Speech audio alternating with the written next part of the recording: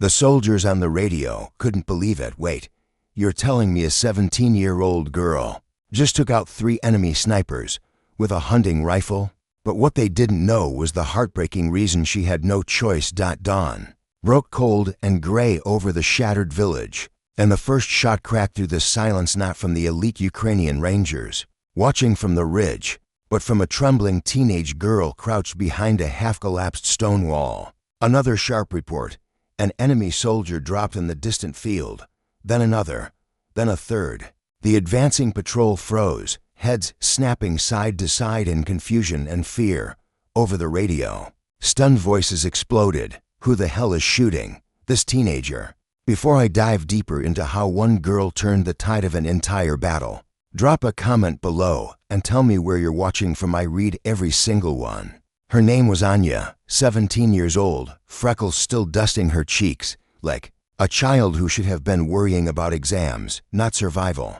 She pressed her eye to the old iron sights of her father's hunting rifle, the same one he'd used to bring home deer before the world ended. Now the stock was slick with her sweat, the recoil already bruising her slender shoulder. Each time she squeezed the trigger, she felt the kick travel through her bones like a reminder. This is real. This is happening, and I'm the only one who can stop it. Anya's mind raced with fragments she wished she could forget. 3 days earlier, bombs had torn through her street. Her mother had pushed her and her little brother into the cellar just before the roof collapsed. When they dug out hours later, only silence greeted them. Her father had never come home from the front.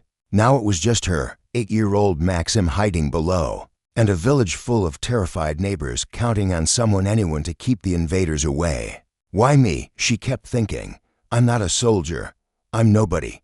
But every time doubt crept in, she heard Maxim's small voice from the darkness of the cellar. Anya, will they come for us too? And the answer always forced her finger back to the trigger. The morning air hung heavy with smoke and the metallic tang of spent ammunition. Dust swirled in slow clouds, each time a distant shell landed, making the ground vibrate beneath her knees. She could hear the enemy closing in, boots on gravel, muffled commands in a language she didn't speak, but now understood perfectly. Take, destroy, move on. She exhaled slowly, steadied the crosshairs on a soldier raising a grenade launcher, and fired. He fell without a sound. She thought the fear couldn't get any worse. She was wrong. From cracked windows and doorways, villagers began to appear. Old Mrs. Kovalenko clutched her shawl and whispered, "It's Anya. The girl is fighting them." A cluster of neighbors gathered on a sagging porch, eyes wide, murmurs spreading like wildfire. Someone started crying quietly. Someone else began to pray. The entire village seemed to lean forward at once, holding its breath, feeling the impossible shift in the air from helpless despair to the faintest flicker of hope.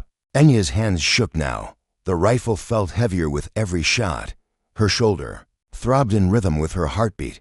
She wondered if killing, even to protect the innocent, would leave a mark on her soul she could never wash away. What if one of these soldiers had a little sister waiting at home? The thought made her hesitate for a split second, and a bullet chipped the stone inches from her head. She ducked, heart slamming against her ribs, dust raining down on her hair. Too close. She rolled to a new position, breath burning in her throat, and lined up another shot.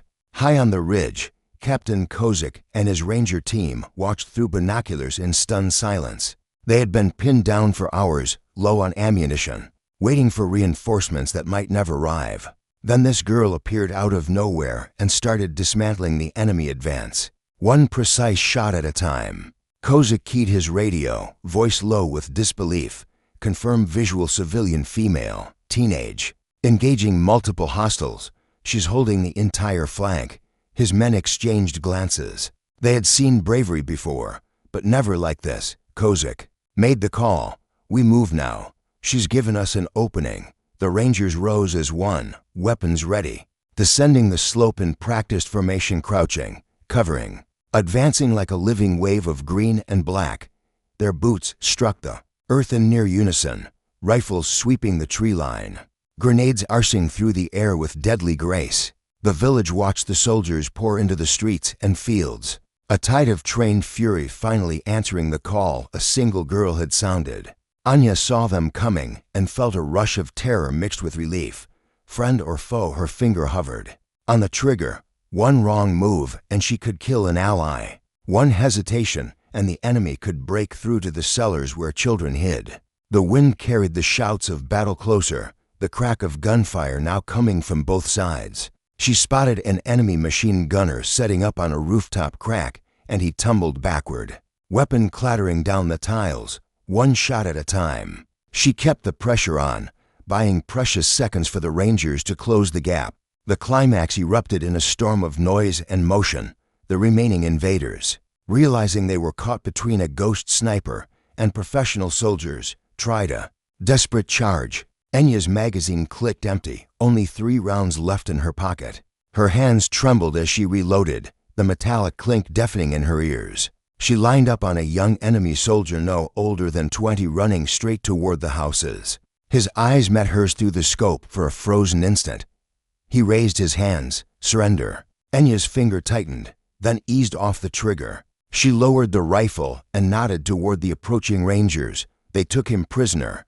In that moment, she chose mercy over vengeance, and something inside her settled justice, not blind hate, would win this day. The Rangers swept through like thunder, coordinated fire breaking the last resistance. Smoke cleared slowly, revealing fallen enemies and exhausted but victorious defenders.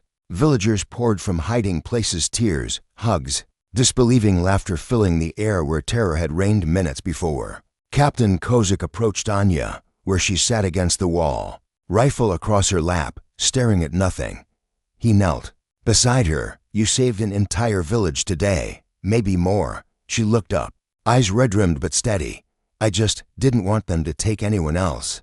He placed a gentle hand on her shoulder, the shoulder that would bruise purple by nightfall, and nodded. Days later, the village began to breathe again. Neighbors rebuilt side by side. Children played in the streets once more, and somewhere, in official reports, a quiet note was added: civilian teenage female, extraordinary valor. Because true courage doesn't wait for permission or the right age, it rises when everything else has fallen. And in that cold dawn where a single girl's shots first shattered the silence, the world learned that even the smallest light can hold back the darkest night. If this story hit you in the heart, smash that like button and subscribe for more real tales of quiet heroes who changed everything. Tell me in the comments what you felt while listening. I genuinely read them all. Until the next one, stay strong, stay kind, and I'll see you soon.